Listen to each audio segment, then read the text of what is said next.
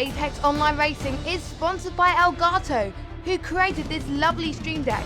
For more information about the stream deck, the link is in the description below.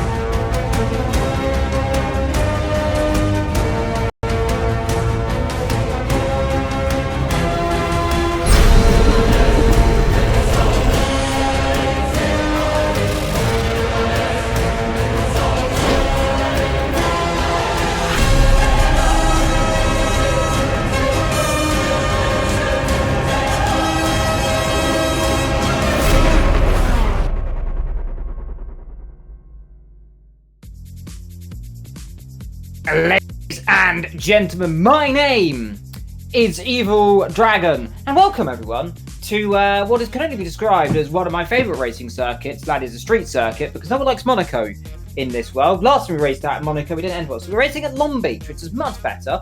Joining me today, though, on this beautiful late, early autumn evening is the wonderful Miss Jess. Hello, Jess.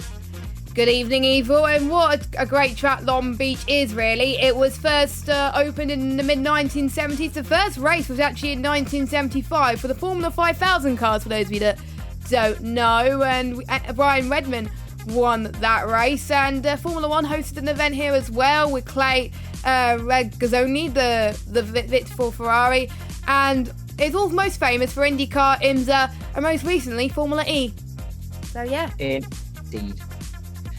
Now, of course, the circuit has undergone massive changes since its inception. The original circuit, 2.2 miles long, riding itself array down, of course, the famous straight start line. That is Bridgestone. That's the area still there today. However, it would take a quick, sharp right. That it would have been where the tailgate turn is currently. It used to be a hairpin. That was called Queen's Hairpin. Then it gone up pretty much following where the original kind of route would have gone. Of course, then originally back then, the start line was on the opposite end of the circuit. That was the finish line. However, the start line back in 1975 was down at Bridgestone, because that makes sense to me. Of course, the most recent change, of course, was in 2000. That was when it changed the first sector where it went up to Michelob, down towards Seaside Ray, of course, and added the tailgate turn to Pine Avenue. So that was changed in 2000. We'll take you through that later on, Jess, as well. But we have a nice hot lap to do. Yep, and once again, it's from our one of our championship leaders, Jazzman. So he's going to take you on board around Long Beach. Yeah, welcome everybody. It's Jazzman, yep. Taking you on an onboard lap around Long Beach for round 4 of the GT3 Championship. Okay, here we are. Now we're heading on to the main straight. And you get up to, I think I get up to 5th gear. And yeah, I keep it there. I'm just trying to minimize my steering effort to not go with a lot of speed. Spot my braking points about the 400 meter board. Get down to 2nd gear. Focus on a really good exit here. Not worry about too much apex speed. This corner is a 1st gear corner. Again, more to focus on the exit is more important. This is a 2nd gear corner. Just don't go too much on that curb, as it will flip your car. Again, for this one, you can use the curb there on the inside, but don't use too much, as it might unsettle the car. I'm heading up to the tight left-hander. Brake at about the 300 meter board. I get down the 2nd gear and I try to get a nice early apex. Then I just straighten out the car into the braking zone. Yeah, about 250 meter board, and try to get as close to the wall as possible so I can open up the exit onto this back straight. I'm heading up into the gears, 4th, 5th. And then I spot between, I'd say about 300 meter board. I brake, 2nd gear, just try really keep the car stable, and then head into this next as a 2nd gear corner. Just get power on nice and early, then brake, try to keep a nice narrow line through here to minimize distance, and then that's it, onto the straight. This has been Jazzman, and I'll see you guys on the track. Welcome everyone to Long Beach. Welcome, of course, to nice sunshine and nice Ferraris, because right now we're looking at Pran. He's driving, of course, the beautiful number 63 Ferrari. 3 drivers not racing today, of course, that being Londov, he had to pull out the season. Archil who has had to pull out of the season for the foreseeable future. And of course, we are missing last week's winner, Overtake. Of course, he has to pull out due to unforeseen circumstances. So hopefully everyone of those three potentially can return in the future. And by the way, of course, we've got to give a shout out to Tinnis's grandmother, who turns 80 today. So happy birthday to Tinnis's mother. And talking about number 666, we go to Vector 66. His birthday tomorrow. He turns 26 million years old because, of course, he is the devil. So we have to only wonder how old he could be. And we don't know how old Vector is. He's insert numbers. He's currently in 5th position with his teammate Ethan right behind him, Mr. SMM Rotari. So birthday wishes go around for all the drivers celebrating their birthdays. And of Circuit Jess, which has provided some exciting races, of course. And most famously, the most famous landmark sitting around here is the Queen Mary. So make sure you don't go to room B52, I think it is, because you will not have a good time. Exactly, and you know, if we've got 13 drivers, it's better than nothing, I guess. We had doubts whether Tinnis was going to make it tonight, but he did make it, which is good news. And Tinnis and Jazzman, they're doing very well with the Teams Championship and even the Drivers Championship. They're sitting 1 and 2 at the moment, with Ethan catching up. And someone's gone off there. Vectro. That is Vectro, because I saw a car that looked like Rotary's livery, and it wasn't Rotary, it was Vectro. But yeah. So obviously Tinnis and Jazzman doing very well. They got 2 and 3 last week with Overtaker getting the first. There was 2 races last week for those of you that didn't know, and it was nice to see Vectro getting some good results as well. He's been actually doing quite well this season.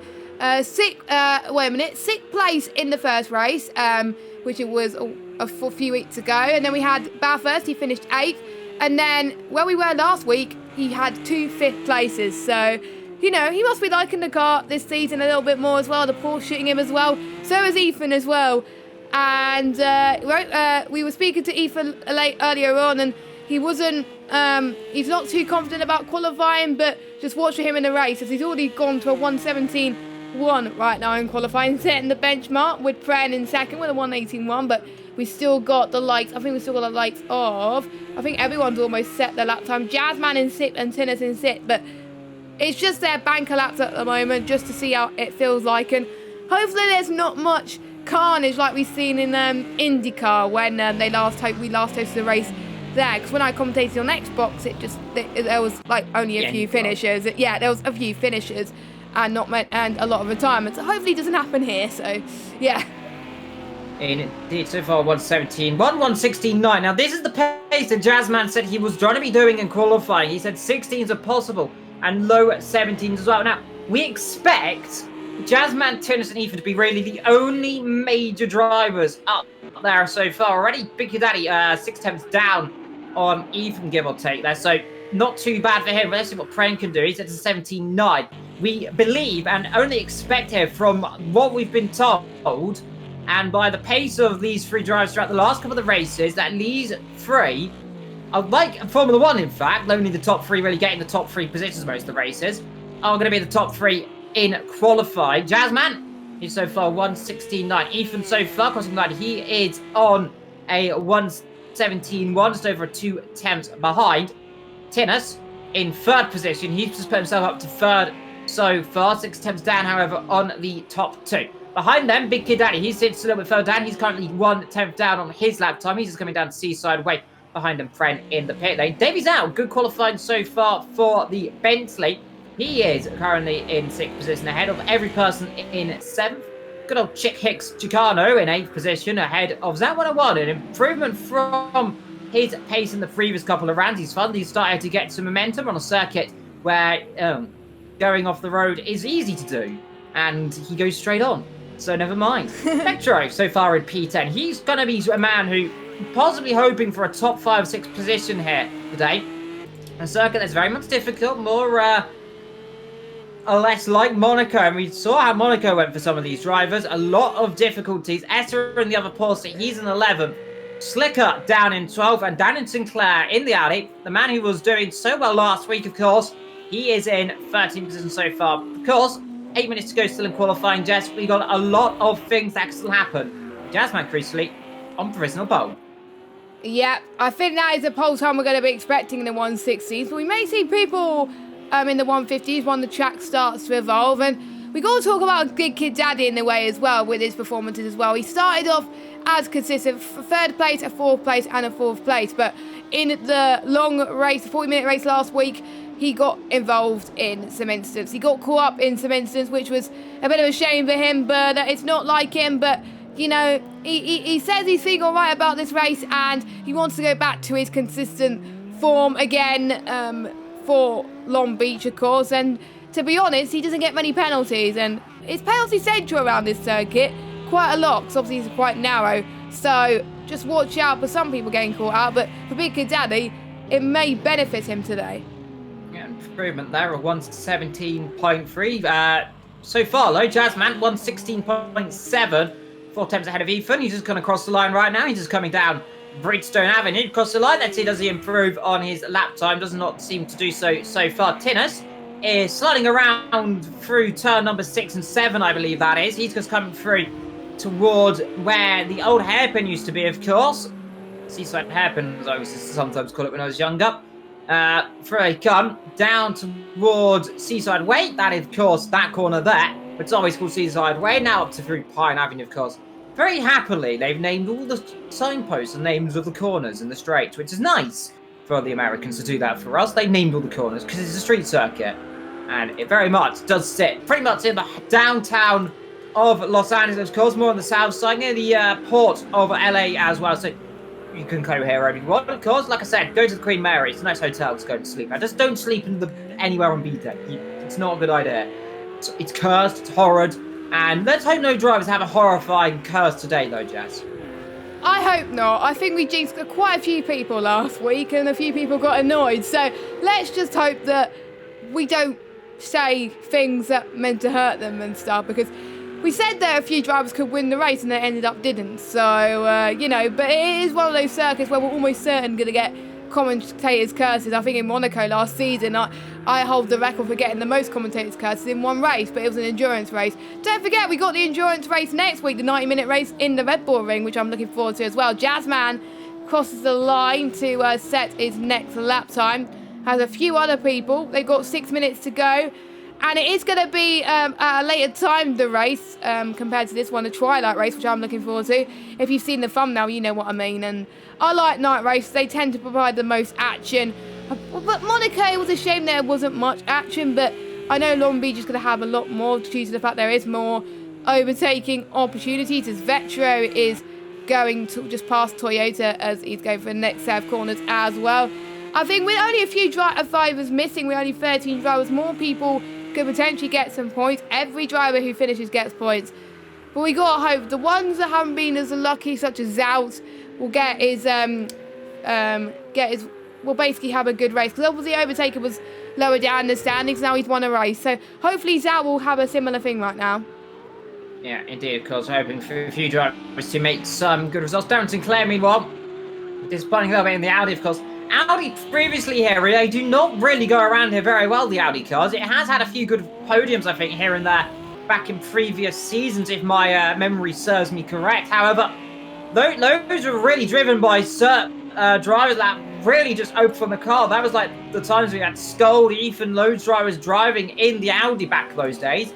We're talking about 5-6 seasons ago, remember? So, long time ago. That was about a year and a half ago, potentially, if I remember correctly. So, anything can happen. Of course, he even ended up flipping in that race. He flipped right here up into the bridge. So let's hope he doesn't do that today, because he hit that bridge. Well, not a bridge. It's more of a building, to be fair, of anything. But an overpass building bridge. So don't want to be hitting that too easily. But anything can happen. Well, meanwhile, SMM Rotary in the pit lane is coming out of it. So far, 117.1. Still that 4 tenths off behind.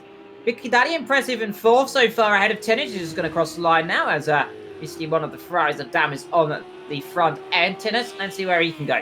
Goes 3 tenths up, puts himself at it just behind even so far. 3rd place for the nice, beautiful Tinnis. Vicky Daddy going to the line as well, followed quickly by every person in the McLaren then. So let's see, Lamborghini, where can he go? Can he go to snatch 4th back? No, he can't. He's 2 seconds down. What about every person? Well, everyone's tearing him on, and he goes up to 7th so far. Not too bad for his lap time. Vettel just coming through the last couple of corners as well. The Dutch driver, the number 17, blinding his way. The orange Dutch orange, of course, on his card so we can distinguish what he's driving, where he's from through the last corner, down towards Bridgestone. Well, straight corner, really. He keeps the car to the inside as much as he can, crosses the line 2 turns up, puts himself P9. Yep, time's pretty close already. Probably the closest qualifying we're seeing so far as well. But the gap between Jazzman and Rotary is about 4 tenths. But hopefully we can see people close in at that respect as well. Because a few tenths can make a difference of you being, say, third place or even 5th place. That's how now these circuits are for these kind of things. But with 3 minutes left to go, there's still a chance for more people to get their final laps in as Out goes into the pit lane. He's been in the wall, Jess, I think. Look, his car's grabbing a little bit, so he's gone off. Potential pit stop practice, but even in it's been a 10-minute qualifying session, we're seeing cars, you've seen about 3-4 of them with damage tests. This could mean this race could be on for rather of a race of attrition, like they say, as I always used to call it nutrition, because I forget what attrition and attrition is between each other sometimes, because I am I make mistakes like that. But a race of attrition, which I'll probably call attrition, like I said, in the race, but we'll get to it as well. Hello to VSR Brett in the chat as well. Meanwhile, last time, so lap time, Jess, last 2 minutes, we'll get maybe 2 laps in. Looking good right now for the top 2, however, because Tin is now second. Yep, it is. Obviously a 1-2 in the championship, and they're 1-2 here as well. I like these two because they were teammates last season, and this season they're teammates again, and they've obviously chosen the right thing. Obviously, a lot of people are used to the Merc, but we're only seeing a few Mercs on the field this season. Just one, actually, on the field this season. It's a shame there's not many McLarens now due to Archel pulling out, but Archel's got valid reasons for why he's not racing, so I wish him the best of luck at whatever he does anyway, as well as Londoff as well. That was a quite tight line that Essa took there towards the final corner. I've raced around here in Long Beach, even though it was for a social race a couple of years ago. I think it was 2018, I think. You know, I don't like that final corner. It's so narrow. It's a big opportunity for mistakes. The Chicano's been in the wall far too many times there. A lot of hint of bodywork not being very nice there. So luckily it's only qualifying and not the race. But I hope we don't see a lot of damage in the race, because this could be a sign of that. But we'll see. Indeed, of course. Now, an interesting thing to point out as well. We're on board with Ethan then, whilst we're here. We do have a few glitch rules like we do at Monaco, so some drivers have been notified that some corners can just absolutely destroy your car, 100% engine, 100% damage on every single part of the car if you even slightly graze the wall, which is an unfortunate glitch that, of course, will not be able to fix now because Project Cars 3 is now out, and, well, we have their own opinions about that one, but we'll remain impartial on that one. I think it's a very good arcade game nonetheless, as Ethan rather taps the wall there, so that might be his lap time a little bit over, but we'll just take you through this corner here where it's glitched.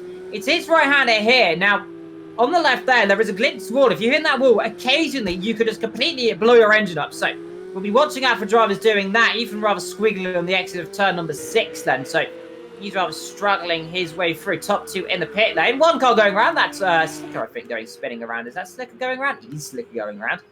He's going pirouetting through turn 5. And back to the pit lane with him. So back to Ethan then, sliding that Porsche's rear end like a galloping sausage around the last couple of corners. Well, down Seaside Way he goes, down towards the tricky braking zone. Now, this one's more difficult than most. The braking in, it's almost kind of, you'll have to turn, because if you go a little bit straight, you're going straight into the car park for that quick, sudden braking zone into the, pretty much, the double right-hander, give or take, as there goes Chicana going round into the wall. Let's see Ethan then. Needs to find 4 tenths of a second. Doesn't look like the best lap time for him. So, now he does go up to second hours, so despite him being a little bit more, looks like a struggling lap, because he was sliding all over the place, still managed to go second, so very good lap time for him. We're waiting for the other couple of drivers, so we've got Chicano. My apologies, it wasn't Chicano respun, it was his teammate, I think, spinning around. I think it might have been Trent. So Chicano, let's see where he crosses the line. He stays in 9th, waiting for Essa and then BKD to cross the line then. So Essa second, but third on the line of Porsche. He comes on the pit lane to abandon his lap time. So now all down to Big Kid Daddy then. Let's see. Can he get himself up there on to the first, second, or even third row? So far on the 4th, crosses the line and stays on that 4th row, I think. Yes, I think so. Yeah, so we'll go through. Second, right? Oh, is it? Oh, right. So you must have improved then. So we got Jazzman on pole. I can't remember how many poles he's had so far this season, but it's quite a lot, as well as Tinnis as well. And Rotary's got quite a few poles as well. So the top three sharing poles this season. So we've got Jazzman, then Ethan, then Tinnis, then Big Kid Daddy. Dan Sinclair again improving race after race. It's great to see all these newbies doing really well. Pren in 6th, every person in 7th, Davies out in 8th. And we got Chicano, Vetro in 10th, and then we've got Essa, Zout, and Slicker bringing up the rear. But I've got to say, these Porsches and Lamborghinis are looking incredibly fast around Long Beach at the moment. Could this translate to the race? Oh, it definitely can translate to the race. Lamborghinis, strong here. Porsches are going to be strong in pure race pace as well. Remember now, we believe Ethan's going to be running the soft tyres. We believe Jazzman and Tinnis both on the hard compound. So as this race goes on, it's only going to cool down because it's going to be a twilight race. So it'll get to night time, about 2-3 degrees. Now, the hard tyres should be okay, of course, in these temperatures. However, they still might lose a little bit of temperatures right at the end. So it's all up to Ethan, Tinnis as well. Now remember, this will be a 1x1 solo file start, of course. The stewards have deemed it to be more safe. However, I disagree, figuring we went at Monaco's 2x2, if I don't remember. And that ended beautifully well. So I'm not quite sure why they have to do 1x1, but nonetheless, it will make the start a little more different than others.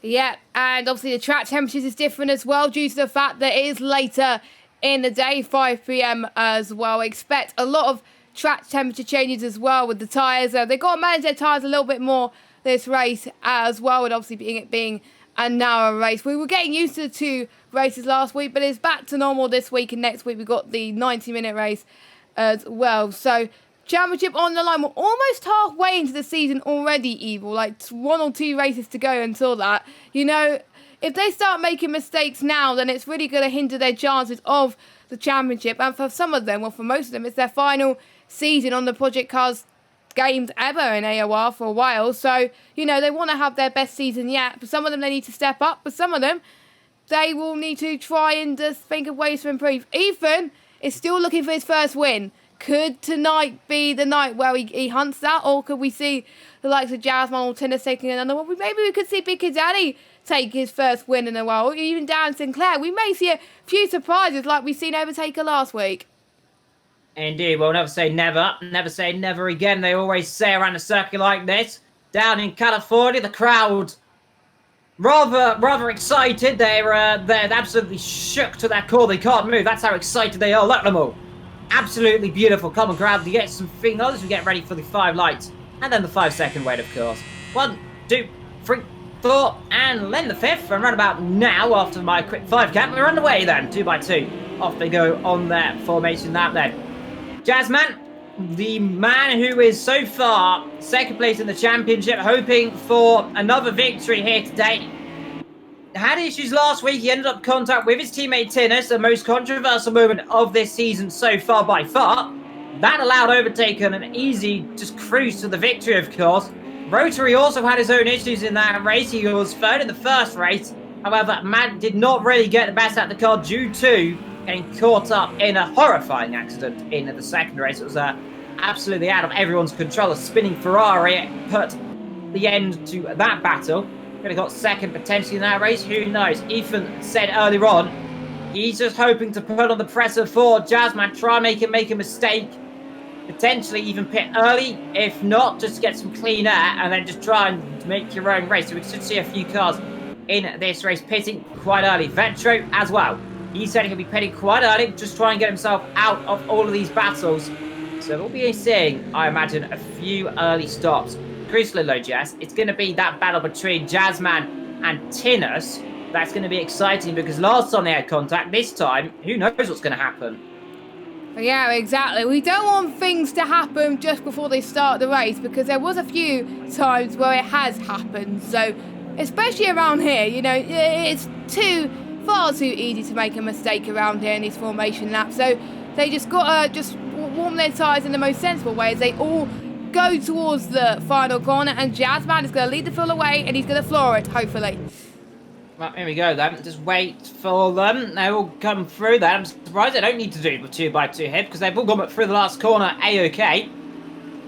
Here we go then. 3, 2, 1. Jazzman's bolted straight away. Then good start from Jazzman. Ethan Cummings following suit then to come down through what technically is turn 1 down towards turn number 2. Ethan a little bit further back, of course. Now, this was always going to be a possibility this would happen. We're just going to see a few cars going through overtakes down the background. Vetro, I think, on Chicano, or Chicano on Vetro, vice versa. Camera not really working through there, but everyone got through turn 1 absolutely A-OK then. Chicano in 9th, Vetro down in 10th position. So far as Chicano rather going a little bit wide through turn 3 and 4. Coming up through turn number 5. So far, though, this starting procedure seems to be working quite well. Jazzman leads, Ethan in 2nd. Top 2 already pulled over a 2nd away from Tinnis and Vicky Daddy 3rd and 4th. Darren Sinclair sitting down there in 5th position. He's getting chased down by Brent in the first Ferrari in 6th. Behind them, every person in 7th. The Bentley in 8th. Then comes Vetro and Chicano around the outside. Vetro attempting that. Through down towards Pine Avenue. Down straight they come then. Of course, you're looking a little bit punchy at the start of this race, and then having a little look up the inside. Well, it's Bentley on the McLaren. I think the Bentley gets up the inside of the McLaren. The Porsche gets up the inside of the Ferrari. And everyone just about, Jess, surviving this first lap all in one order. Let's not jinx ourselves, Evil. We're not even halfway through this race yet. But yeah, still, they're doing it brilliantly. They put a lot of practice in the chat. I've seen a lot of people making some practice sessions as well. We still have people going side by side already. We've got Vetro trying to make some ground on every person as well. So he's up another position, up into 8th place. So he's gaining a bit off the start. Quite some more people are gaining a bit on the start as well. We've got Ethan closing up to Jazzman by every second, as we've got one of them, I think it's Zout, he's from move past Chicano as well, and Slicker too. Yeah. More if it was Essa going up the inside of Chicano there. Chicano's dropping down the field quite quickly. Now, we could have theorised that Ferrari might struggle around here. It has previously struggled on this circuit, and so far down there at 11th and 13th for 2 of them, respectively. However, Friend being the outlier right now, having battle right now with Darren Sinclair, Audi versus Ferrari. Don't know if they say that around these types of races. Oh, there's the Bentley, and that was always going to happen eventually around this circuit. Well, never mind, I said I was an outlier in 6th, because now he's down in 11th, 12th, and 13th. That's poor Perrin. Davey's out there, stuck down there as well. Let's see what's going on right now. And you would imagine they want to be moving right now, but of course they've got away there. So Davey's out, rather letting Perrin back through. So a bit of sports from there. But curse number 1 so far of this race, saying Ferrari doing well, and now Ferrari not doing well. Well, I mean, well, that means Chicano's now up in 9th position. Now is leading Ferrari. So meanwhile, Vetro managed to get himself up to 6th. Darren Sinclair now into 5th position. And rather widely unchallenged right now by the looks of it, because the car ahead of him, quite far up the road. That is Esther, I think, making the move on every person around the outside down into turn number 1. Let's see as he got the move done. Runs a little too deep, of course. That might allow Chicano to have a little sliver up the inside. And everything's better of it. Cars behind as well. Zat 101 also having a little look as well in the Black Falcon Blue Mercedes. So far, though, Jess, all rather just keeping each other relatively clean apart from that small mistake we just saw a few seconds ago. Yeah, just that one little mistake and that's it. I mean, you know, that's very unfortunate to be caught up in that. I mean, that could pretty much end your race, because once you hit damage, it's hard. I remember just around this corner here, actually, that's good timing, I managed to end up spinning in the wall, and I can't remember what cars it was. I think it was the Caterham cars, and that ended up ending my race due to mechanical damage. But meanwhile, Tinnis is caught up to the back of Ethan quite considerably, and we've got Jazzman. Ethan's in the pit, so is he doing a stop? Has he got damage? I don't even know. I think he's doing a stop. I think this is a scheduled stop. Now, they want to get themselves in the clean out. I think Ethan, he may have dropped it somewhere slightly around the circuit, because it was right up behind Jazzman. Now he's dropped behind a little bit. Tinnis in 2nd position, as the telemetry rather glitches out for me there. 3 seconds behind his teammate, 5 seconds to Big Daddy. So Lamborghini 1, 2, 3. Darren Sinclair in the Audi in 4th.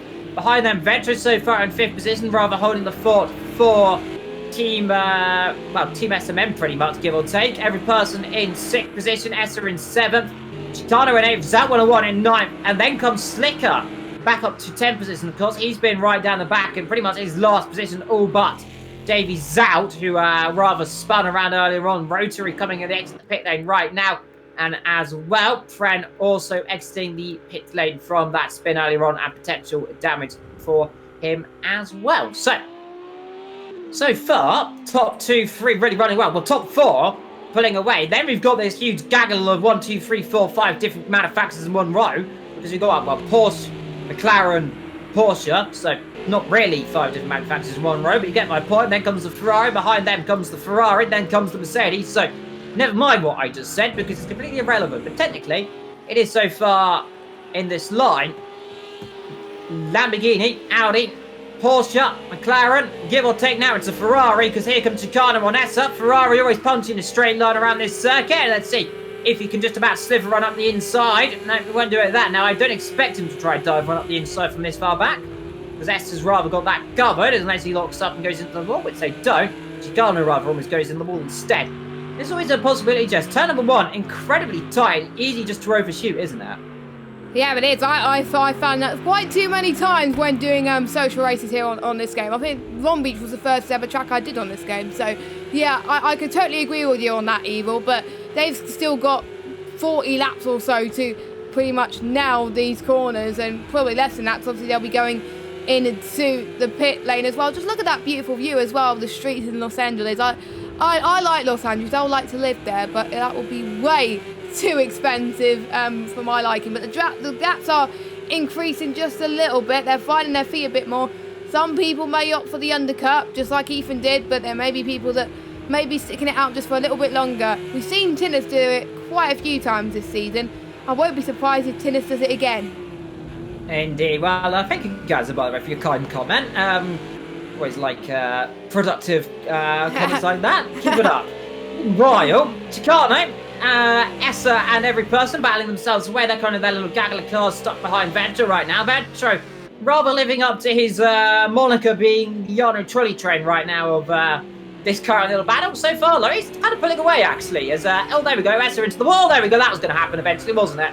Essa, didn't I said earlier, Jess, Essa looked like he was going to go into the wall. Well, he's gone into the wall. Oh, so, well, I've rather done that one, unfortunately. Hello to Benji as well. Our every favourite little driver as well. Is in the wall goes Slicker. Want to be careful and damage the car from that one. We know that glitch will always pops themselves up. And once we're talking about certain drivers, I've got to say, Jess, and we can do this.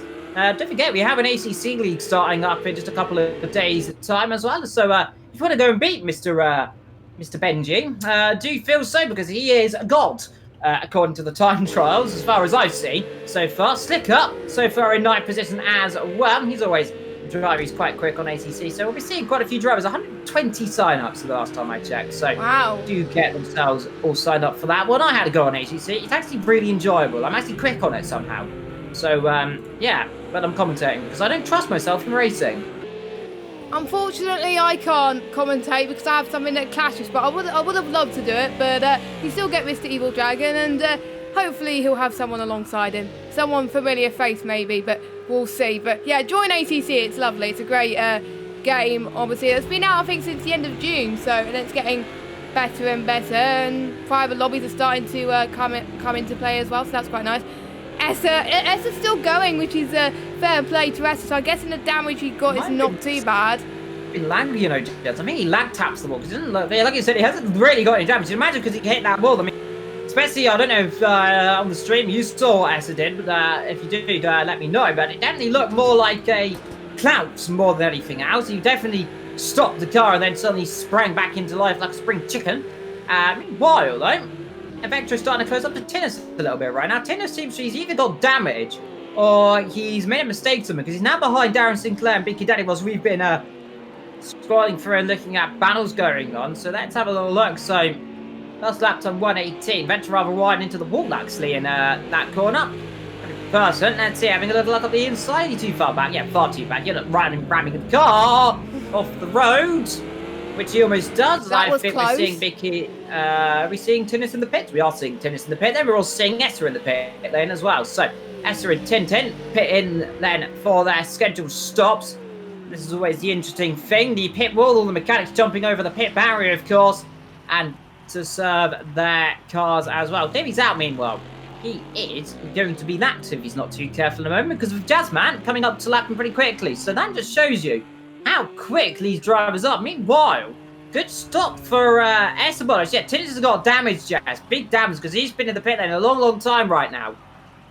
Yeah, because I thought, wait a minute, Tinnis is not meant to be pitting now because he usually does the overcut strategy, but he's got damage. Yeah, he's got damage. That's probably that's probably why then. Let's see, Ethan should be able to jump ahead of his team, well, his fellow comrade of the Porsche. He does so. Ethan up to what is technically second position, give or take, on our in terms of pit stop telemetry. So let's see what they can do later on. So back to the battle of 4th, 5th, 6th, 7th, whatever you want to say it, because it's a big Titanic scrap so far. It's every person and Vettel at the top of the mountain. Porsche, McLaren and Ferrari all battling together. I've not seen that in other categories of motorsport.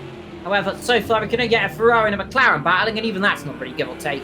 Meanwhile, though, this is GT racing, where everything's a lot more fair and close. Apart from if you're a Merc driving around certain circuits with certain drivers, that won the championship in the past, called Gazza by Raxa.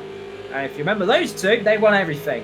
Legit, they were one of the best two teammates I've seen in that Mercedes. So far, though, no pressure on the other Mercedes so far. He's currently in 8th position, the Black Falcon Motorsport Car. So for Rafe, coming to pit stop there as well, doing a better job than last couple of the races, Jess. He seems to be, getting a little more comfortable with this season in the car as he goes on. Yeah, exactly. Every season has new drivers and they can't expect to be fully comfortable straight away because you all have to start somewhere. So, you know, it's nice to see them grow and develop. We did see Overtaker last week get his first win. I've never had a third race win in league racing, ever really, so I never know what it's like. But imagine, you will probably remember your first league race win or podium for a long time to come, and even your first point as well. Meanwhile, we've got every person on covering the line pretty well is Jeffrey. He always puts him into the wall, man. The outside won't do it there. He'll be squeezed off. However, he's just about giving him the room. So fair play to Vettel. Now let's see. Vettel should be able to dive one back up the inside here. Should be easy to do if he wants to be overly protective position. He decides not to then lets him through. And now let's see Porsche versus McLaren down the straight line. Vettel should be within the chance of going back on the inside. They're down towards turn 1. That pull to the left. As now every person tries to give him a bit of a shimmy jam to the right there. Now he should just be able to sliver on up the inside. Down towards turn 1. As long as he makes the car and stops it okay, he does do so then. So good defensive work and good attacking work from Vettel. Meanwhile, Slicker starts to go into this battle as well. Yeah, Slicker as well, doing not too bad either as well. Obviously a few other people have pitted, but some people have not. And a few people benefiting from people's misfortunes. So again, that's what I was discussing earlier on as well. That's why Big Kid Daddy is near the top as well. Obviously Ethan has pitted and stuff, but you know, I'm surprised, Evil, no one's got penalties. Meanwhile, every person is going to try and make a move past Too far back. Yeah, past the Porsche. Hello, and Vettel gets a bit of a mistake through the exit, which he does. Now let's see, McLaren versus Porsche. Like we said though, the Porsche has got a ludicrous straight line speed advantage, so it's a bit too far back. It's about 3 tenths. So it'll be a shimmy sham unless Vettel goes and locks up and spins into the wall, which he doesn't. Every person seems a lot more comfortable into this little section though. Now what every person wants to be doing here is just trying to settle Vettel down towards turn 1 and then get up the inside. He doesn't want to be getting passed down here because Vettel in that Porsche, as he comes to the pit lane on cue and ruins what I was about to say, is really quick in a straight line. Meanwhile, we'll continue because here comes the Ferrari and the McLaren instead. Come on, Ferrari. Let's go. Let's see. Well, you can overtake a McLaren in GT racing at least, so there's always a promise. But the McLaren might go shimmy run back up the inside. No, thinks better of it. Has to switch to the outside line so he doesn't end up getting in contact. Slicker getting involved in this as well. So both of the Ferraris of Chicago and Slicker, the two teammates, working together. The chick ricks, as I always to call them now these days. The slick chicks. Slick chicks. We're going to call them slick chicks now, Jazz. That's their new name, slick chicks. Oh my god. I think a lot of people are going to be like at the end of the stream saying, why has Evil said that? But they're always Slicker hit the wall there. I think he's going to lose a bit of grip. McLaren trying around the outside, then we'll just keep on board of this camera rank for the time being, give us a nice onboard view of this battle from a distance. As right goes the car, in the wall goes Slicker again, and they continue pushing each other onwards and onwards. Let's see McLaren versus Ferrari in straight line battles. And then see, meanwhile, I just noticed this by the way, Vettel has actually jumped his teammate Ethan in the pit stops due to some miraculousness there. So Ethan's rather dropped back a little bit. just behind us. So the rest has dropped back as well. We're looking at Pren into turn number 1 indeed. Well, every person still on the hunt for that 4th and 5th position, as well as Slicker, who's always a prominent figure in these top 2 little drivers. And everyone in the chat, do keep up your comments as well. Let's see McLaren. Let's see, is he going to drive up the inside and towards turn 1? Too far back again. So really, this is the issue, Jess, around this circuit. You're not really going to get through too easily. There's not many overtaking opportunities unless you do it down into these 90-degree sharp corners. Not here, of course. Really, the only place is down the long straight. Yeah, almost certainly for overtaking. But there's some people that might prove us wrong and try and go for a move that you can't possibly do, as we saw last week as well, where people tried to go for the impossible. But those are the best drivers, the one that take a lot of risks and make it pay off, because you've got to do that in racing. You can't just let people pass all the time. But meanwhile, Zout is going to try and get past the Bentley. Again, very late on the brakes there, but luckily Zout didn't hit the wall there, luckily, thank goodness. So, you know, that is good to see that he doesn't have any damage. But, you know, it's nice to see the Bentley up there. Obviously, the Mercedes a lot faster, and we got the Mercedes pulling, the Bentley pulling in. Yeah, he's going to the pits, yeah. So that must be for damage then, Jess. No reason not to. Well, meanwhile, continuing our battle for 5th and 6th position, because that's the only battle going on so far. We've got Rotary behind his teammate Vetro starting to close up. Now, I imagine these two will switch over positions. Team orders, I imagine, will be in force. Well, not in force, but well, most likely Vetro would get out of the way of his teammate. However, by legitimate pace, he is ahead by quite a comfortable margin, actually. So you're going to wonder what's going on there. Has he even made a mistake somewhere in the race? His lap time's looking rather consistent. So, very odd now. Unless Vetro's just got some incredible pace that we've missed, of course. It can always happen. But so far, Jess, a little bit of a cool moment in this race where the sun's just starting to set. Getting nice and cool. You get all the nice lights from all the different cars starting to beam up. The white and yellow, of course. Now, if you are new to endurance racing and wondering, well, why has the Ferrari got yellow lights and the McLaren got white lights? Now, that is, as every person rather decides to make some yellow sparks out back his car, due to the fact the Ferrari is more of a 24-hour spec car, but the McLaren, that doesn't normally race in the 24-hour races. Now, for example, if we have a look through, we should be able to see, I think, Essa might be running the... No, he's running the green light. The green lights, the white lights. Now, if they're running yellow lights, that means that endurance spec car, they're running yellow. Sorry, other one. Yellow is endurance. White is just the normal 1 hour spec races, of course. Now, I'm not quite sure what the reason is they do that, but I suppose there's someone in the chat knows more than I do about GT racing in general and could give me a more detailed explanation about that one. But I believe it's just for some reason. I think possibly for the lighting, actually, to make it more visible during the night. I can't exactly remember. More like every person starting to continue that battle. Vetro now behind his teammate Ethan, so looks like that was a textbook overtake there. Jess, didn't look like... I don't believe Vetro put up too much of a fight there. No, I think they're working together as a team. Luckily, Ethan's mic is working now in the PSN party, so they're able to chat to each other. So just like Tinnis and Jazzman were doing last week, so they're going to be telling people for sure, saying if I'm going to go for a move and stuff like that, potentially as well.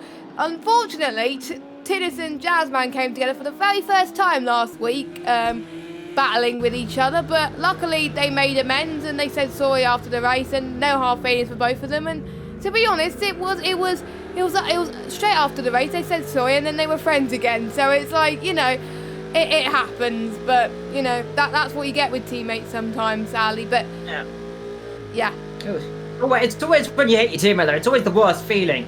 You can never have in sim racing, especially even real life. Definitely in real life, you hit your teammate. That's almost a death sentence there. But it's sim racing. Some drivers they'll take it lightly. Some drivers they will end your career there and then if you take them out. So some drivers, it does always never do it. Rule 1, don't hit anyone. Rule 2, definitely don't hit your teammate. Rule 3 is don't end up destroying both the races when hitting them if you do hit them. So there we go. Hello to good old Fogarty in the chat, good old Johnny in the chat as well. The same person, good old Carl Fogarty, as I will always call you. Carl Fogarty until the end of time. Meanwhile, every person, 5th position so far, and continuing on his merry way. lap 16 of 46, Jess, and right now we could say this is turning into rather a processional race a little bit. And like we could fear, street circuit racing can provide very big gaps. It's all going to be about what's going to happen later on when this race starts to close up. Yeah, I think it's going to be with a strategy as well for those people who haven't pitted. That's what's going to hinder people then, or help people really, to be honest, on the undercut potentially as well. Obviously, you know, I mean, it is a shame that it's turned into a processional race so far, like Monaco, but you know, there's a few people that are confident about this circuit, a few people that are not, and you can't be the best at every single circuit. There's one circuit that everyone loves and everyone's closer on than that circuit, but there's some circuits where like they're just bunched, they're just having their own little battle. But it is okay too. We're still seeing battles happening, just not very often. We've got Vetro and Tinnis as well, and Ethan. I say that. Yes, that's Jazzman, by the way. He's still yet to cover the pit then, by the way. He's now a lap ahead of his teammate due to this strategy zone. So that really just shows a lot. So Jazzman right now, last lap time 118.3. Quickest driver on circuit by way over a second. So Ethan said he may have a chance of winning this race. But really, let's be fair. Right now, unless Jazzman bins it into the wall somewhere, it looks like Jazzman's rather got himself a clean route to victory lane, as we would say in America right now. So unless something catastrophic goes wrong, which knowing mine like it probably will now in the next couple of seconds, it's all going rather well for Jazzman. Yeah, I did say at the start of before the stream actually, it's going to be an easy win for Jazzman, I'm sure, but Evil said to me, there could be some other people challenging for the win today, but yeah, I think Jazzman may have this in a bad, but I'm not going to say much more about Jazzman because I'm worried they're going to jinx him, so I'm going to say nothing more about Jazzman and victories at the moment. But 18 seconds compared to him and Big Kid Daddy, it's going to be really good when obviously Big Kid Daddy pits. Jazzman pits as well. He's going to be comfortably out in front of those guys as well, so we'll see. But you know, there may be people out there doing faster lap times. Ethan's lap time 1:19.2, so even with older tyres, Jazzman is quicker, which is very impressive. But don't forget, Jess, though, they don't need to change tyres in these GT races. It's only an hour race, of course, give or take 90 minutes on some occasions, so they will not need to change the tyres, of course. Remember on in the other series AOR run, mandatory tyre changes are enabled, of course. You do have to change your tyres, and tyre wear will play more of a factor. But tyre wear will play a factor in this race, of course. They'll get about 4 to 1. Ethan was warning us for some of the cars, especially the Porsche Lamborghini potentially as well. May encounter some tyre wear, but they will not need to change fuel. They only have to stop, add a litre of fuel in just so the mandatory pit stop, of course. So that is why they'll see them stop occasionally. They'll have to stop, of course, just to take them probably a litre of fuel, if that sometimes. So, always a nice short stop. But right now, a nice cool race. Meanwhile, though, I've got Tinnis starting to close up on Vettel a little bit right now. Porsche versus the Lamborghini.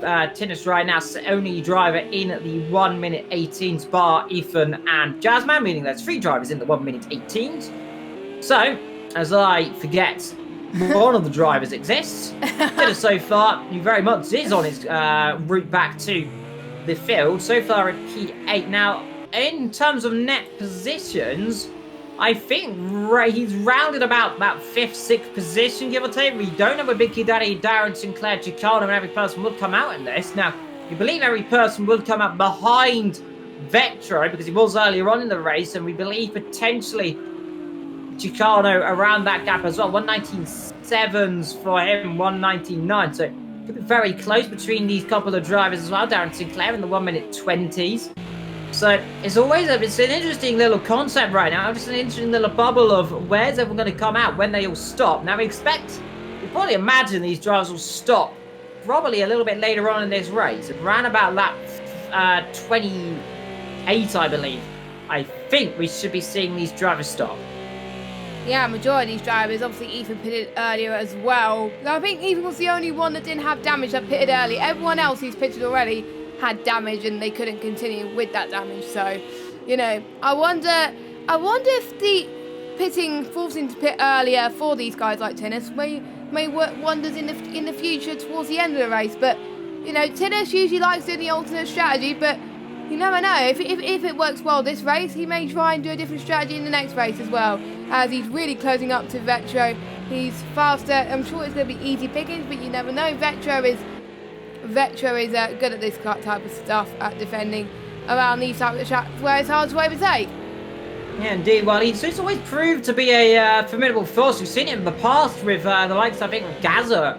I think a couple of seasons ago, I think it was season 14. No, it was definitely a Bruno, I remember. He put up a hard-fought battle for a couple of lads. One of my favourite little battles there. I think, remember, Jasmine commentated me on that race back before we found a nice Jess to commentate with.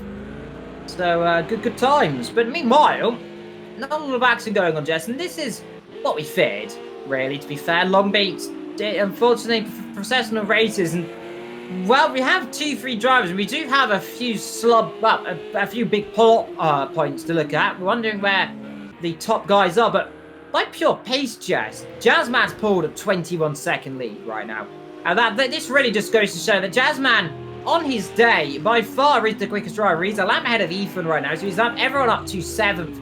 Give or take, he has to stop. That's Davey Zout. They're just coming to lap for the second time. He's rather struggling. He's down to lap 19, coming on to lap 20 as Lee's Carly's come on to lap 22. So he's, 2 laps down and should just be getting out of the way right about now. He does. I think should be getting out of the way of Ethan as well. Does do so as well. So the Bentley proving himself pretty good there in terms of spatial awareness, getting well out of the way of all the cars coming through. Meanwhile, looking at Vector and Tinnis, battling over 9th and 8th position so far in this middle race. Currently, that 21 of 46 coming to midpoint of this afternoon's this midpoint of this race, might we say. Nighttime starting to settle across, of course, down a nice purple hue starts to rise, and this is really where Long Beach comes alive, Jess. It looks absolutely gorgeous at nighttime. Most of the races I've commentated on Evil around Long Beach has been during the day, so it's nice that it's in the nighttime because it's more gorgeous in the nighttime with all the floodlights and everything like that. Some moments kind of remind me of Singapore, and the glitch wall kind of reminds me of Singapore as well. Remember the last game in F1 2019 where it was a wall of death that people did not want to hit, and people did, and it got annoying. But yeah. Oh god. But anyway, Tinnis, I think Tinnis is gonna get past Vetro.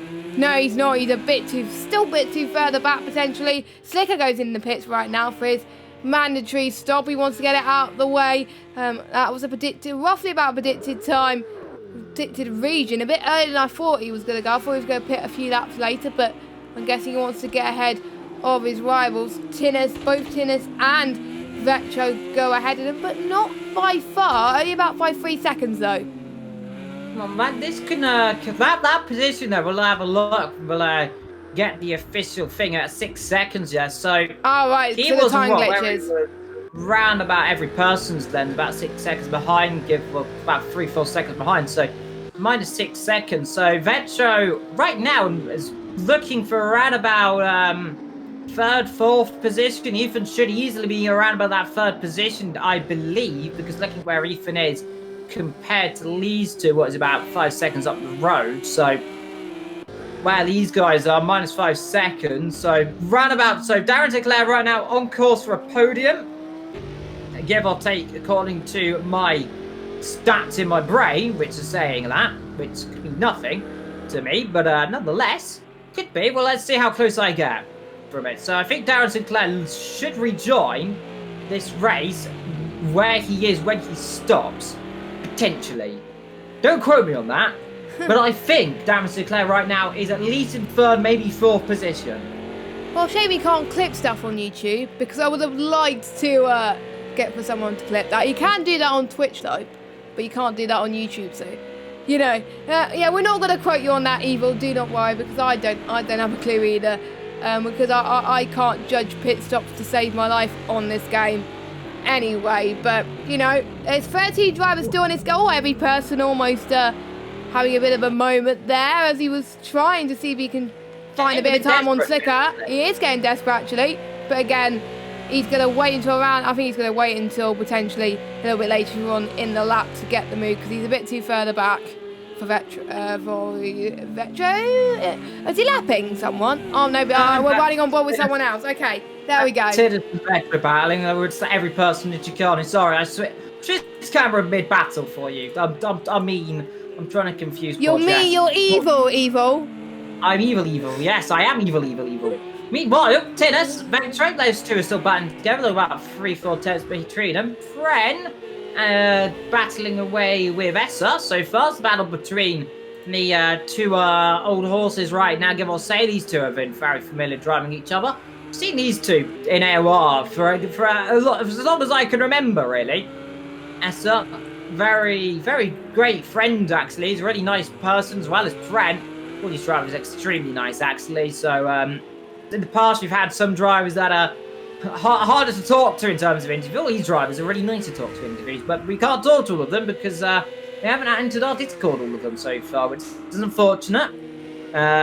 Seeing JR's sim racing in the chat, saying Jazzman has gone. He really has gone. What was the word, Jess? He's checked out, really. He's an alien. Well, I wouldn't say he's an alien because that's you can't call people aliens like that. It's mean. He might not be an alien. He's not a Martian. He's from Qatar, born in South Africa. A man who's really on a mission right now, proving to be one of, if not, the standout performance really this season. Since we've got rid of the likes of Gaza Boy, Raxa, and all those dark horses, those old the old god really. Jazzman's just been the one who's just stood there, waited. He could have won the championship last season had he not have gone off and made that mistake. And now Jazzman, of course, seeing Jazzman has not pitted. Neither is the top 5 have yet to stop. But like I was saying, Jess, Jazzman really just taking the mantle from what was the old guard of dominating races, and really with his teammate Tinnis, but less so in these last couple of races. When Jazzman gets a break, he just goes. He checks out. It's almost like Lewis Hamilton, and you just never see him again until he makes a mistake, which hopefully he doesn't. Remember, there was people that pitted until late in Bathurst, like Tinnis, and he went on to win that race. So maybe Jazzman is taking a leap in Tinnis's book potentially in this race. Yeah, indeed, well, there's always a potential there. Meanwhile, still the battle going on between 8th and 7th and 5th and 4th, and also 11th and 10th. And that is the battle between the Ferrari and the Porsche. That's the battle between the Lamborghini and the Porsche. And that's the battle between the McLaren and the Ferrari. And the Ferrari rather pulling away. I think Tinnis had a little luck there. He's definitely the closest of the drivers to making that move through Vetro right now. Though he doesn't go completely through Vetro. Well, let's see. Is he going to try and line up anywhere? Won't be doing the inside here. We've seen some very spectacular accidents down here in motorsport before. My only memory I can definitely pinpoint was, I believe, in that corner would have been in the 1980s in Formula 1. I think it was a Ferrari into a Williams. I can't exactly say, but I do remember vividly a memory of that one watching it on videos. Let's see, is Tinnis going to dive right up the inside? No, it's better of it again. Too shallow of a line and too acute of an angle. Would have sped into the side of Vetro, and this Vetro broke early as Vetro rather making that Porsche as wide as he can make it right now. Later, Vetro, the young Dutchman, makes his birthday tomorrow. Getting old he is right now. 22, I believe he'll be next day. Tomorrow. We're around about let's see, 2 hours time, give or take, because he is an hour ahead of us. So only watch this tomorrow. Happy birthday, Vetro, because we know he'll watch the stream back later on tomorrow. So we'll wish him many happy returns as he gets old in the world. Someone, meanwhile, is rather taking out all the combs, Jazz. And someone has gone off the road up ahead. I wonder who's that. I can't tell who that was. Ethan who went off the road. I don't think it was, because he's still 6 seconds up the road. Someone went really deep into one of the corners. It might be someone that was near Ethan, potentially. I don't know. I just saw it look like on the mini-map, but we'll have a look at the time. Well, definitely wasn't Ethan, because he was really far up, so it might have just been my brain playing a... Your brain playing games, Evil. no one's dropped lap times because everyone is still in the 1:18s. Right now the only man in the 1:18, Jazzman. He's a set of 1:18.1. Wow. He is on that last lap, by the way. The only one in the 1:18s. The nearest driver to him is I think, looking at the timing screen, Ethan, so far, he's in 6th position. Yeah, but he did a 118 as well, I believe, earlier on. Oh, Yeah. he almost hit the wall there. He's pushing it. 119.1. Next driver to that is Pren, 119.2. So it's absolutely biblical pace right now from the championship leader, really. Well, he's Pushing not, on, the, pushing hard. he's not the championship leader. Tinnis is the championship leader. Well, he will be after this race if he's not careful. As long as I don't curse him right now, because Tinnis right now, is he going to move on the outside? Let's see, I don't think he'll do it around the outside there. Vetch has been rather cautious for that corner though, so again, you might get the move up the inside here as long as he doesn't sweep across and get damaged. I think Vetch might get himself a penalty for cutting that corner if he's not careful. Let's see, he won't do around the outside there, be contact, but they're giving each other a nice wide berth. Fair play to Dennis around the outside. Vetro giving him the worth and the work, and let's see, is he close enough to come back through with the slipstream down towards turn number 1? Let's see. Slipstream, is he too far back? I think he's just about too far back this time around. Yes, he is. But he put up a long fight, though. Fair play to him. And I think it was almost going to be in the end. Tinnis might just get ahead. It was always on the card. So Tinnis could see the rear end really stepping out on the Lamborghini. And this has been a common trend, remember, Jess? Last week we saw Jazzman drifting the Lamborghini around everywhere. He doesn't seem to be too kind on its tyres, unlike the Porsche. Yeah, exactly. I mean, Vetro, I think, as long as he remains in the top 10, he's going to be happy. He was predicting top 10 last week. And, he almost did the same thing to Ethan there. Hopefully there's no damage there from Vetro. Yeah, didn't do any damage there. It's just a slight love tap really on the wall. So he should get away with that one. Still waiting for a few drivers to come in. Oh, that's every person in Chicano together. Oh my god. And what's happened there down at the... that is actually... oh my god, he's hit the wall again. He's hit the wall again. He is struggling, I think. It was down to the car. Down to the car. Yeah, every Andes, I think, had a coming together there. And, you know, I think that was our first proper incident of this race with 2 people. So, most of the other incidents were just people bidding it into the wall themselves. But, yeah, so that's a bit of a shame for every person. He needs to go in the pits now. Yeah, it looks like a bit in the pits, of course. It looked like he definitely front right impact there. Definitely more looks like the front right damage. So we don't know exactly what happened there. We just cut to it just at the right time. We just saw... I don't think they collided, you know, just. I reckon what's happened there is every person's gone deep into the fountain section rather than bounce over the curves, because that was too much. That was such an acute angle. We'll have a look what Chicano's time is. Yeah, it was every person in Chicano, not every person in Essa. Sorry. Yeah, but Chicano and every person is going to be setting 128. So yeah, so would to appear to me that Chicano hasn't really been involved in too much of an incident there, because if he was, he would have lost a lot more time than 2 seconds, as that is Essa. He's a lap down, who's rather doing the same thing he did last time around. He did this earlier on, went deep into turn 1. Doesn't like turn 1, does he?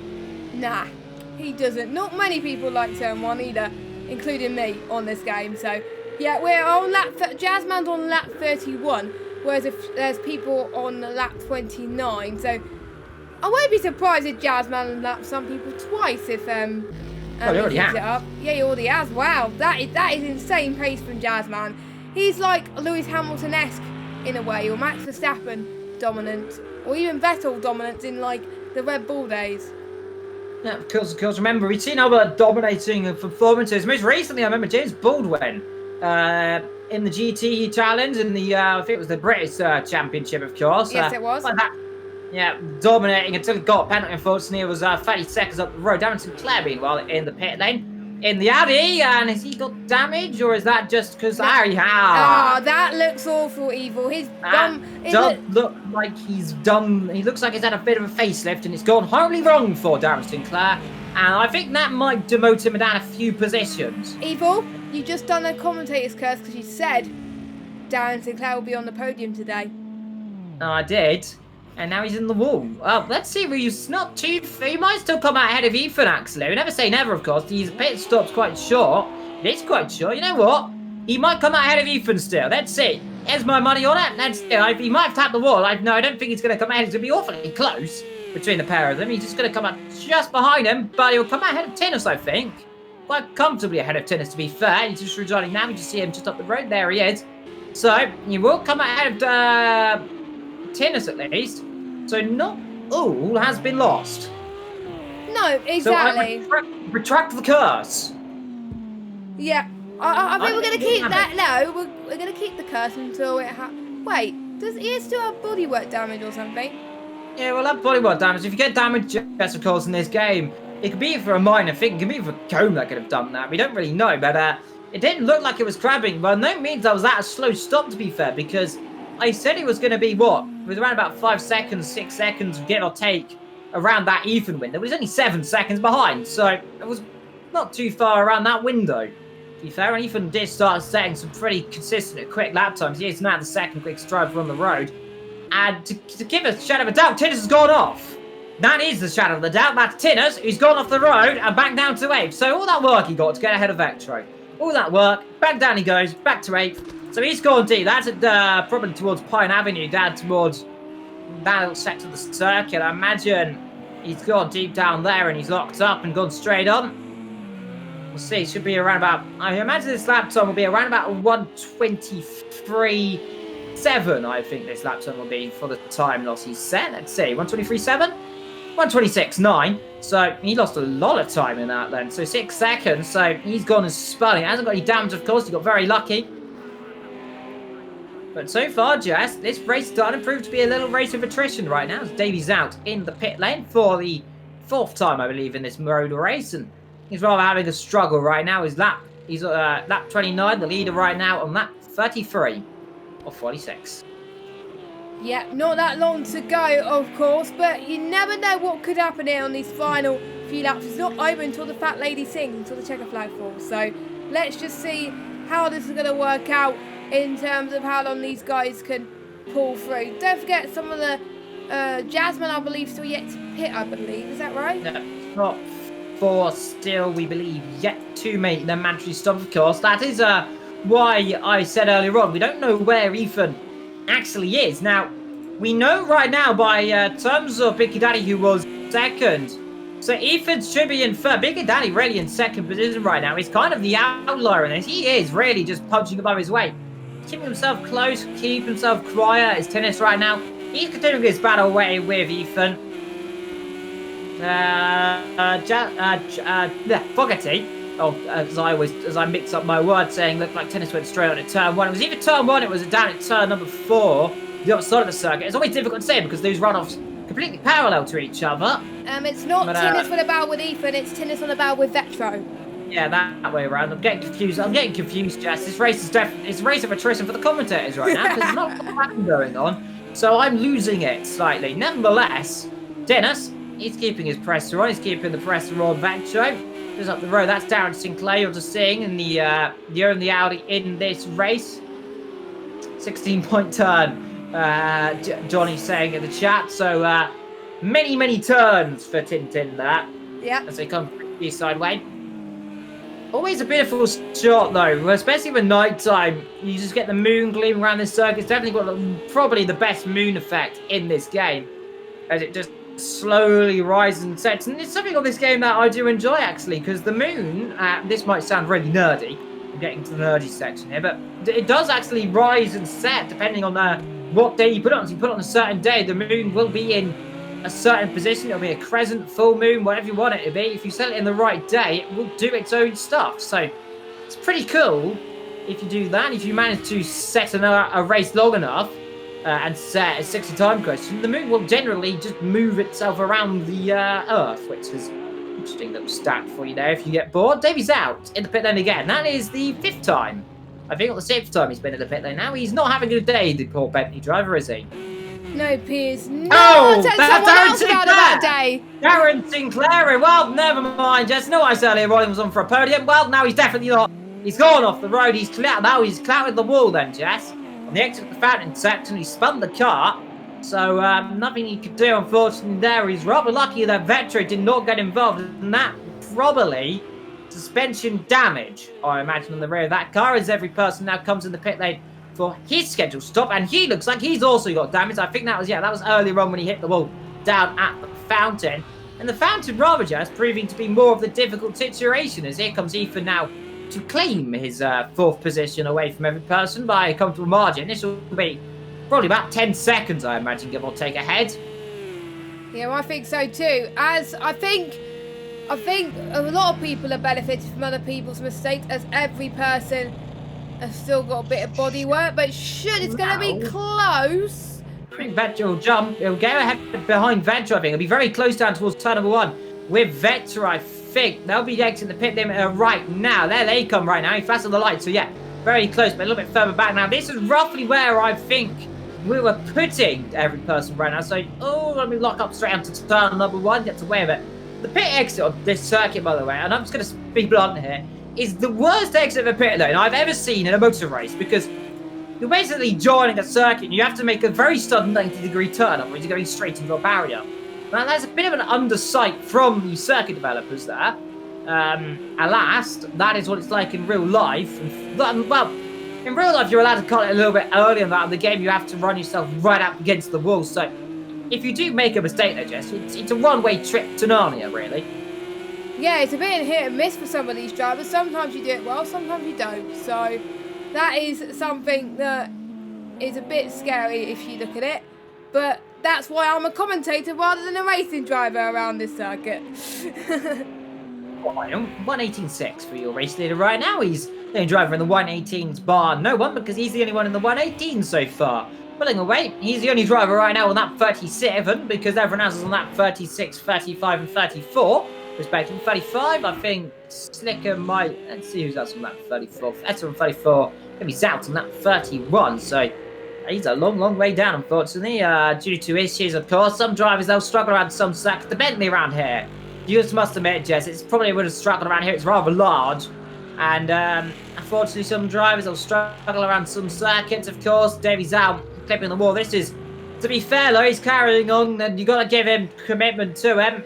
Most drivers, I probably would have given up by this point. So, well, I wouldn't have raced at this point because I've probably binned it in the wall without that number 1 because I can't drive this circuit to save my life. So, fair play to Davies out. He may be 6 minutes off the lead, but he's carrying on. Shows the drivers who've got that pure racing instinct just to keep going no matter what. Well, no matter what's going on, every Tinnis is battling his way through. Tinnis battling way just ahead of every person just behind Vectro. Yeah, Retro could be on course to getting another good finish today compared to last week. So that'll be good to see, won't it?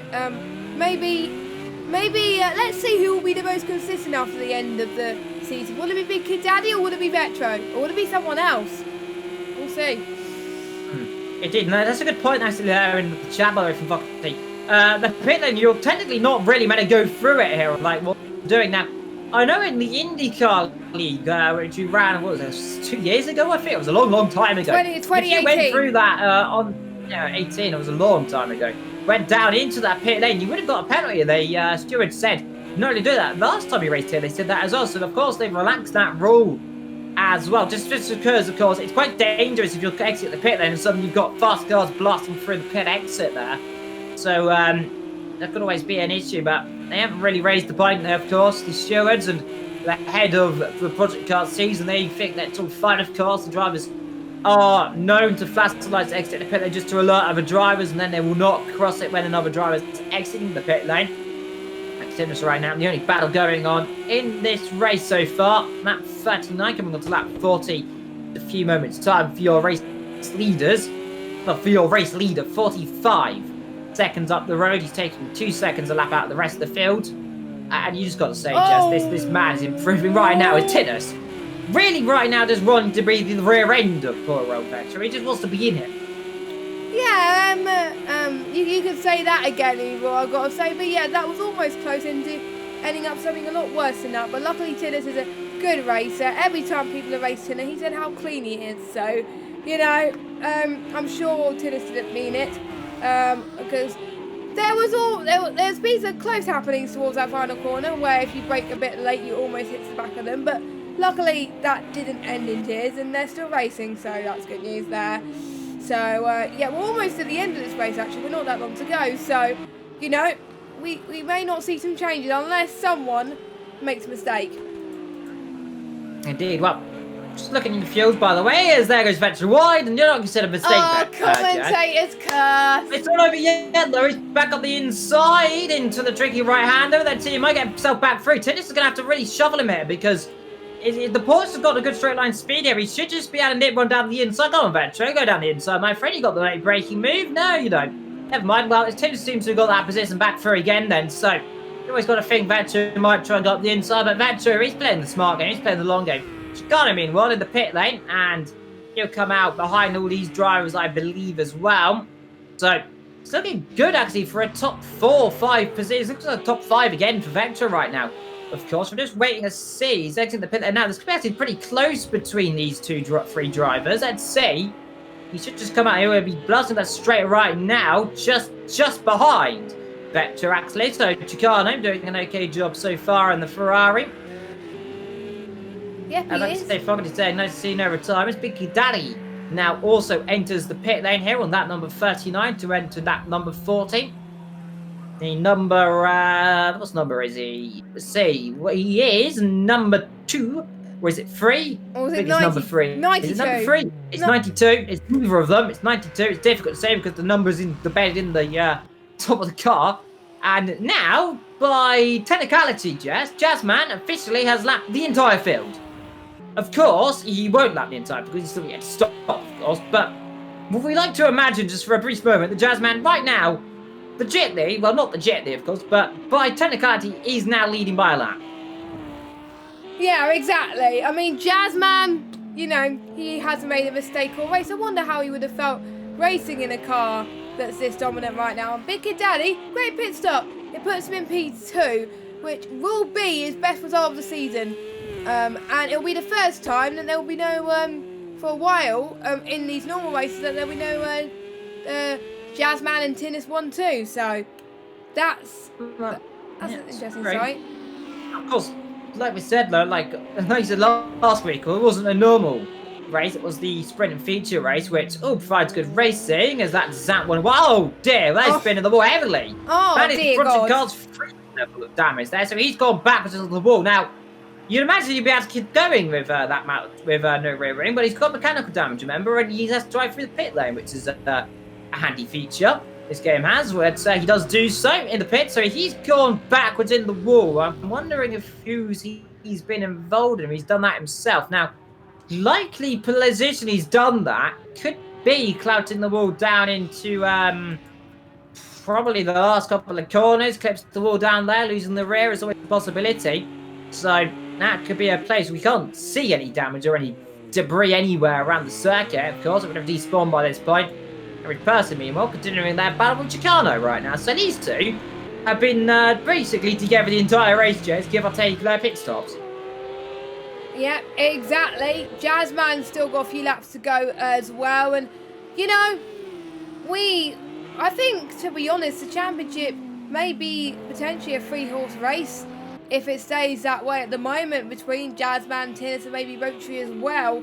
But there may be a few other people in the mix like Big Kid Daddy who get those types of results like that, because we saw in a few championships where they've been dominant at the start of the season, and then after that they completely mess it up and they bought the championship. So it's not over for anyone in any way, shape or form as we go towards the end of this race.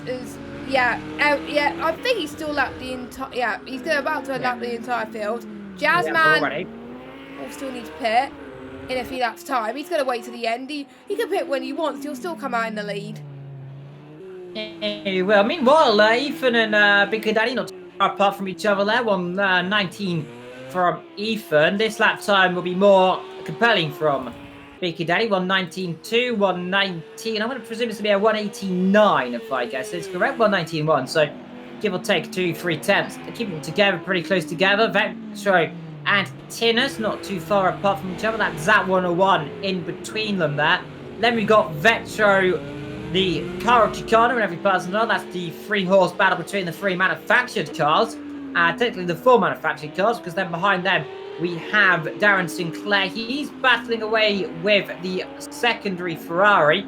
That of Fred. Behind them we've got Slicker in the out Ferrari as well. And then we've got Essa, Zout 101 and Davey Zout, the Zout cousins, really. The Zout family really. They're not. I don't believe they're related, but these out drivers perhaps struggling around here in Long Beach, always a possibility. But look at it, Jess.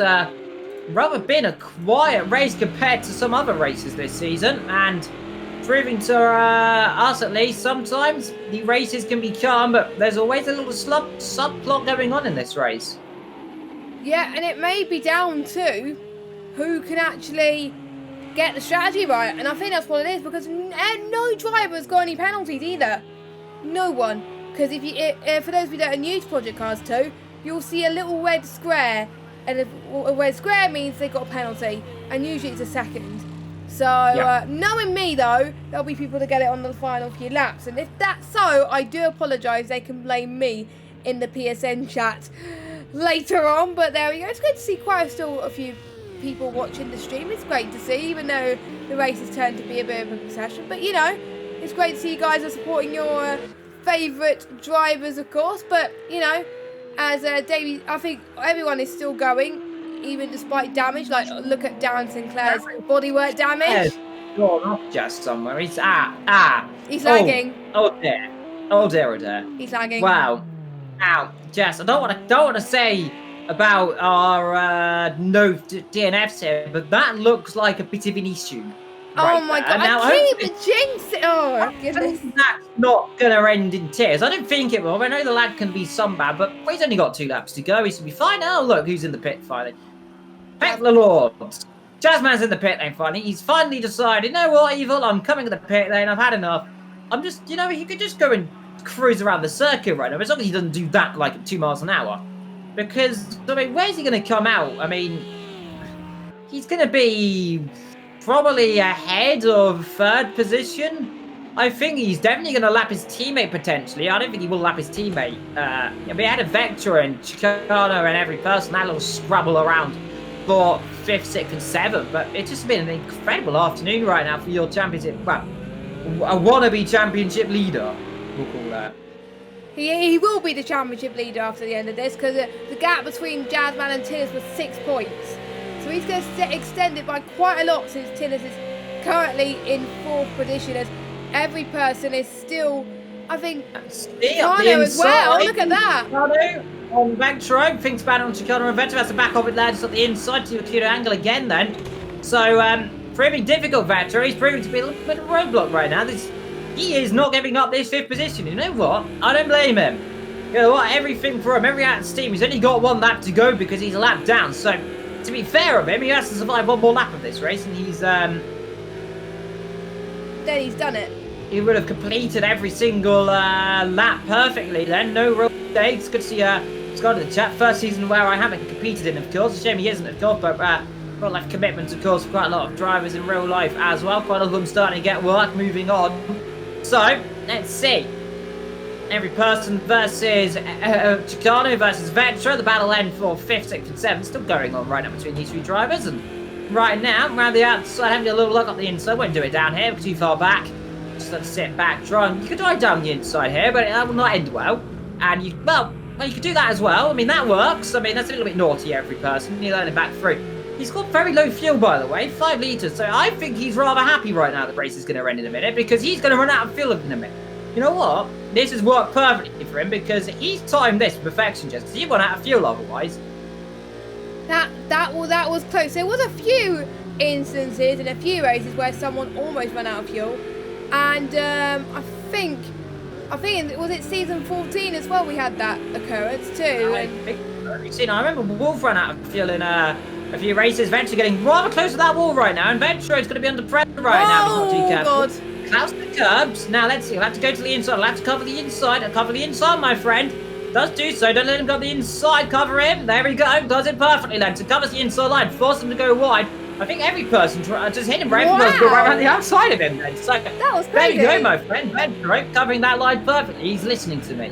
I think he's got spider senses going on. Unless he got himself a panic for going a little wide there. He's done that perfectly, because now leads to a battling for the last 2 scraps of position. Meanwhile, coming through the last corners, by the way, and this is a man, by the way, who is rather dominating this race, because the nearest car to him is coming through turn 2 and 3.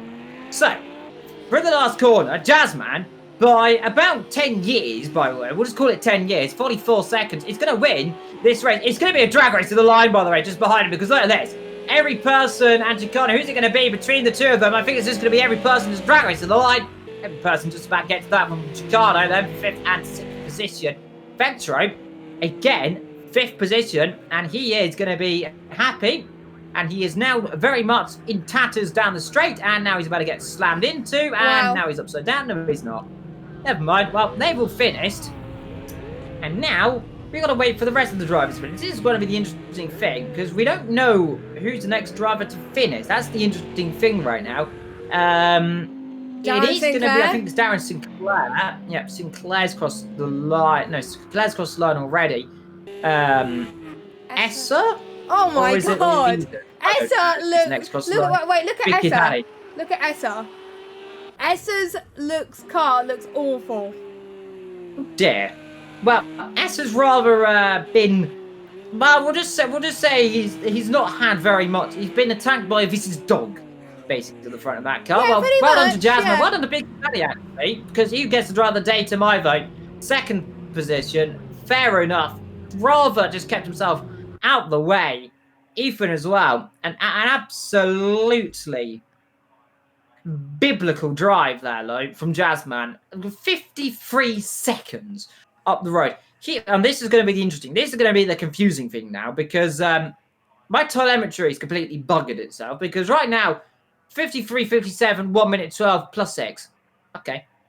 Huh? So, yeah, that's everyone down from 5th down in a lap down there. That's why that's glitched out there. So, Big Kid Daddy, though, definitely to me, driver of the day. If not, Vetro as well. Yeah, Big Kid Daddy showing why he didn't have a good race. Well, a good race last week in the feature, but he forgot about that, and it helped him in this race here today as well. And interesting stat, Evil Dragon. Vetro got his 3rd, 5th place in a row. Vetro, consistent. Fogarty in the chat, by the way. S's car looks like a VW Beetle. Well, technically, the Porsche is a Beetle. So, I mean, technically, if you squished it enough, it would look like a Beetle. So, you know. But, yeah, I'm going to get your point. Well, let's go very Jess. I think you let Combox 1 to go into. Well, we've already got 2 drivers in there. So, we'll go and drag them in one at a time. Should we interview our winner first, in Mr. Jazzman?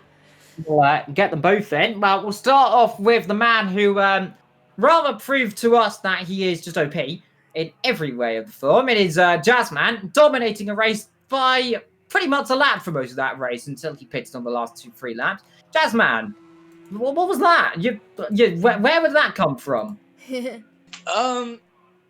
I've been able to get through it on a good rhythm this week around the track, and I was just really glad to obviously get pole. That just made my race, and then I just drove at 85%, just kept it on track, tried to stay consistent, and it paid off.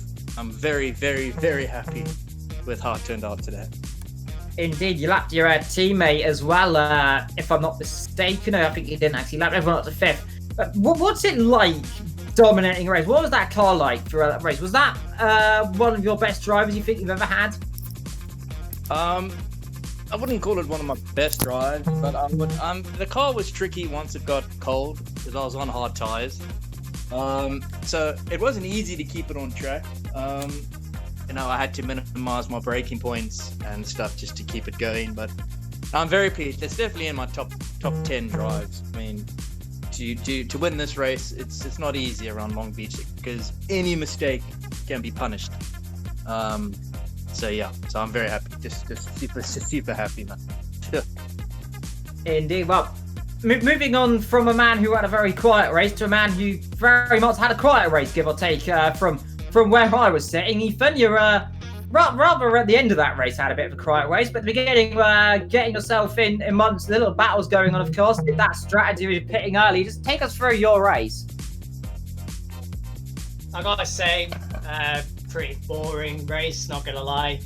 Long Beach is a race of attrition, very much like Bathurst. And I feel like I had the time to get on pole. one point I was actually 6 tenths up on my lap, but unfortunately, Pren put it into a wall. Not going to point fingers, but I think he kind of did obstruct me a tad bit. But going into the race, I think the single file was kind of pointless. Not going to lie, I think it actually really hampered myself. It kind of benefited pole position, and from that point on, you can just lead the race. I think there was only one opportunity where I think I could have got Jazzman, where he had a bit of a tank slapper, but he blocked it off pretty well. And at that point, I just paced myself. There was a few sketchy moments with the car, but going into this race, I was more just looking ahead into the actual next races, because obviously the championship's kind of close. So I just paced myself, made sure I was in a good position to accumulate some good points, which I've done so again. It's another podium in the Porsche. But yeah, I'm just happy with it. I don't really care if I may come second. Could I have won? Maybe. Do I care? Not really. I'm not here to, get a bit upset at where I finish. I'm here to have fun, and that's the whole point, really. It's about having fun, not really. Doesn't really matter where you finish, because at the end of the day, the points are just something on the screen. They don't really mean much. Indeed. Again, your teammate, a brilliant position, and that. But what you gotta say, Vetro proving to be a pretty consistent driver. Your teammate right now, isn't he? Backing you up. I gotta say, this race he was pretty consistent again. He did a very good job of holding up Tinnis. Obviously, Tinnis seemed to have struggled this race. Once again, it's attrition again, and Vectro's adapted really well to the different conditions and tracks come along. And you'd expect, I was expecting Tinnis to be really challenging up front, but he had a real shambles of a race. For all we could have known, that could have been Jazzman having a bit of a shambles of a race. That's just the way racing goes. But yeah, he's done really well. That's back-to-back P5. Well, I don't know where he came in the second race at Kota, but I'm pretty sure it was a good result. So, but every race has been a top 10, and he continues to excel. Of course, he's slowly going to get faster and faster and more consistent in the car as the races go on. And we're in race 5, or technically 4, considering the sprint and feature. But in terms of how he's doing, it's a really good progression. I'm really enjoying him doing well. It's really motivating me and us as a team to really strive to get some good points. Indeed. Well, moving on downwards, every person, had a nice drag race to the line there, and you just about got position. Wow. Had some contact earlier on in the race over the fountain section or something. Take us through that fountain section and that finish. Yeah, I'm in the McLaren, and it's so slow on the straight. So I made a couple of mistakes on the first lap, and then I passed someone, made a mistake, got passed back right again. So I was behind Chicano for a long time, and I was a bit faster. And then finally I was close enough, and he made a mistake into turn 1. Or he defended to the wrong side of the track, so I could take the undercut there. And I was on the left going into the fountain, and he was on the right, and the 2 in 1 don't go there. And I gave him not enough room, I'm not sure, but I think I drove myself into the wall there, tried to give him room. I pitted a couple of laps later because I lost about 7 tenths from the damage. So I repaired the front end. And then when he pitted, he was right in front of me. And then Vectro was in front. And he was a bit slower in the last laps. I don't know if he had a problem or if he was a bit shaky because it was almost over. But I got a chance, and then to finally pass him on the finish line. Wow, I was so happy there. Yeah, Vectra rather helped you a little bit there as well, especially down into turn 6, really covering off Chicano, just you right around the outside, and it almost looked like, especially on board Chicano, it almost looked like you tabbed each other really, but very close personal and respect between you three throughout that last stage of the race. Yeah, it was very close. I wasn't sure where they were because they both went on the inside, so I was going to go for the undercut there as well, but then I noticed that Chicano was on my left, but he was very, very friendly and sportive there. But then I made a mistake, so he passed me again, on the straight because I'm in the McLaren, and then that final hairpin, I was a bit faster through the hairpin all race than everybody I was behind, but it was very frustrating because I couldn't get the exit and I don't have the straight blind speed. So to pass him there was very satisfying. Yeah, you had contact, if I remember, the lap or two before into that hairpin with Ducati. You went into the rear of him because you were a bit with battery slowing everyone up a little bit, rather saving Bacon, give or take. But to Jess, have you got any words for any of our drivers? Well, I've got to say, a brilliant win from Jazzman this evening. I mean, keep it up for this week as well. And obviously, Big Kid Daddy with the podiums as well as Ethan. And well done to everyone for actually making it to the end of the race. I think we've had no retirements either, which was great to see, wasn't it? So, I think it was the first race where we had no retirements this season, or? I think so. Yeah. So, well done, guys. There was a few people that were had damage and kept pitting, but they still kept going. So I've got to say, well done to those guys. And I can't remember where we are next week. Oh, we're in Austria. I should have said. Yeah, because I said it earlier on in the stream. 90-minute race, I believe, isn't it? So that should be interesting. So we will see you guys then for that. I think there's no qualifying, just the race. And we'll see if Jazzman could continue his form. Will we see the likes of Tinners challenge him, or even a different driver challenge him as well? But I've been Jess, Evil's been Evil. I nearly said I've been evil, but I'm not evil. So, we will see you next week. Have a good evening and goodbye.